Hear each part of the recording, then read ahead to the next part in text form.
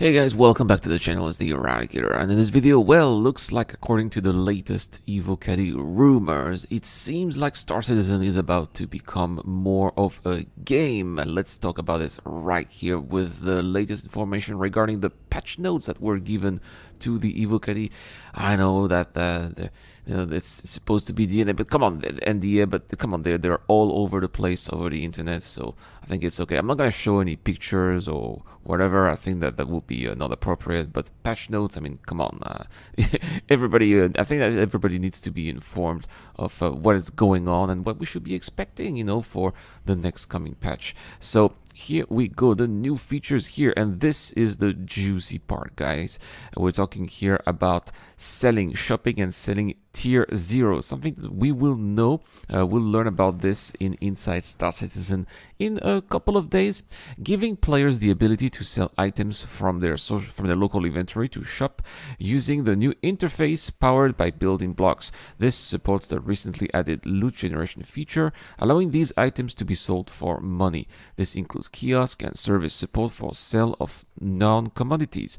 The shops will now dictate which items will be bought based on the type of weapons or armor that they sell. Pricing algorithm takes into account the state of the item. Now this is huge, guys. Is the item damaged or not? This will also be taken under consideration. The price of the closest retail equivalent, etc. So that means that the price is not going to be the same everywhere, and when you do some of the looting that you'll be doing around the verse, you will also have to take under consideration where is the best place to sell those items based on the best price that you'll get for them. That's very, very interesting.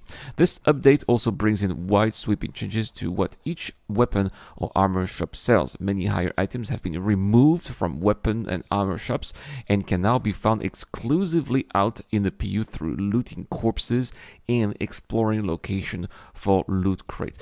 What I hope is that we are going to have more variety of enemies, because right now everywhere we are having to destroy Ninetales, except the 890 gem mission, which are the dusters, but they're pretty much always the same NPCs. There's also Xenothreat as well that we can loot when we have the Xenothreat mission, but that's basically it. Otherwise, we can also loot players maybe, but nobody would want to sell exclusive items from from the RSI website, right? So I think that very, very exciting here, but some changes need to be done, and this will have to be tested in the PU for sure. Weapons and items, they've added carryable storage container to shop cargoes, dumper depots, Kovalex shops, and Horizon surplus as well. So I think that this is something that you'll be able to get with you, like some kind of box that we saw in Inside Star Citizen a long time ago. And so that we can bring that to the shops maybe. Anyway, gameplay features here. So hunger and thirst polish pass, they've increased the decay rate of hunger and thirst values so that there is more of a need to actually eat and drink in the verse. Injuries and balance passed here. They've also tweaked injury trigger balance to increase chances of receiving injuries.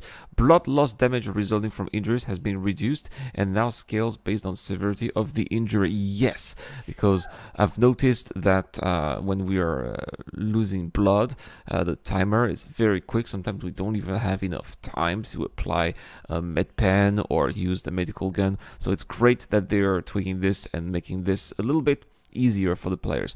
They've also significantly increased starting and max inventory of Cry Astro Service, quantum fuel, hydrogen fuel, and ship ammunition. There's also another pass for the mining gadget. Now, let's talk about the bug fixes. The elevator in underground facilities and Grim X should no longer become duplicated. Hallelujah, that is wonderful. Kiosks in space station refinery decks should no longer be replaceable balls. They fix an issue causing grenades to appear to teleport and lag into the player's hand after being thrown. Grenades need a lot of work. I'm glad to be reading that. Players should no longer be able to quantum travel inside the atmosphere, which has been quite... I mean, I've seen that around Crusader, for example, or also around Microtech. It's very, very scary because every time it happens, I always wonder if I'll be getting through the planet and eventually die. Climbing multiple vehicles should no longer sometimes trigger extremely high current prices of time. UI should now correctly correctly show if GeForce is safely turned off. Player view should now center when opening the Mobiglass. The COM button of the landing service UI screen should now correctly function. Side turrets in the Karak should no longer experience visceral issues. Fix an issue causing massive reverb muffled sound to get stuck after heavy G-forces. Yes, thank you, CIG. This was a very annoying bug. Every time it felt like we were deaf when we were experiencing heavy G-forces. It was a bug and not a feature. I'm really happy to see that. Fix an issue causing players to be unable to store food and drinks. Fix an issue causing players' left hand not to hold onto the left handle of mining gadgets. Lorville CBD HD showcase shop screen should no longer point the camera down to the ground. The live core boots should no longer appear as replace meatballs. Players should no longer experience severe delays when interacting with inventory after loading into locations that have large amounts of stored items. With that comes 4 crashes, 2 server crashes as well. Now, unfortunately, there are still some known issues, including ships that can explode after players exit them. Ouch, right? This is something that we've seen a lot in the clip of the day video, and it seems that it's still happening, unfortunately. Refueling cost per SU is extremely high. Med pens and medical equipments have low levels of details. Many mineable asteroids cannot be scanned, unfortunately. That is a very annoying bug that the CIG devs are still trying to tackle. Players can get stuck inside geometry by sitting or getting up from boxes. The filter in Dignax does not function. The BIS prospector effective range indicator is hard to read due to HUD brightness. Players cannot pick module attachment if they were dropped on the ground. AI markers are present when opening the Mobiglass, which can make it hard to read.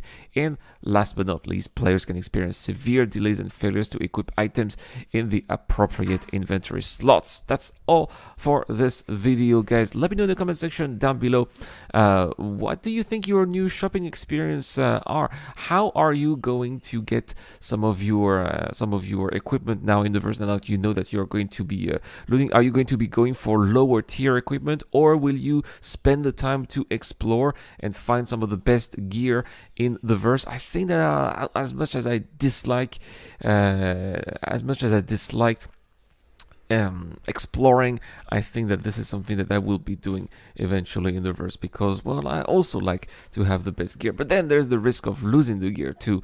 So it will be a tough choice. But let me know in the comment section down below to get a chance to win a couple of things. If you subscribe to the channel and you're in public settings, you can win a hull A and a hull C. The hull C even comes with LTI. Also, thanks to my Patreons or my YouTube John members, well, we can also have another giveaway. It's on Discord, and this is a whole beat thanks to Dr. Fobin. Speaking of Patreon and the YouTube John membership program, I've just released my first exclusive video. There's going to be at least one every week. I'll try to go for 2 sometimes. So if you're interested in supporting the channel, there's another extra perk for you guys. That's all for this video. Thank you so much for watching. It's the Eradicator. Thank you so much to the DJ Don, Eric On, and Dr. Fobin. I will see you guys later. A huge shout out to everyone who's been helping me out on Patreon and via the YouTube Joint membership program. Creating content on YouTube involves continuous circles of ups and downs, and it is when we are the lower parts of the curve that your help really motivates me to keep on going. Your contribution really does make a difference, which is why in return I try to give back by offering backers access to my private Discord channel, automatic access to exclusive giveaways, or answering your questions during the show.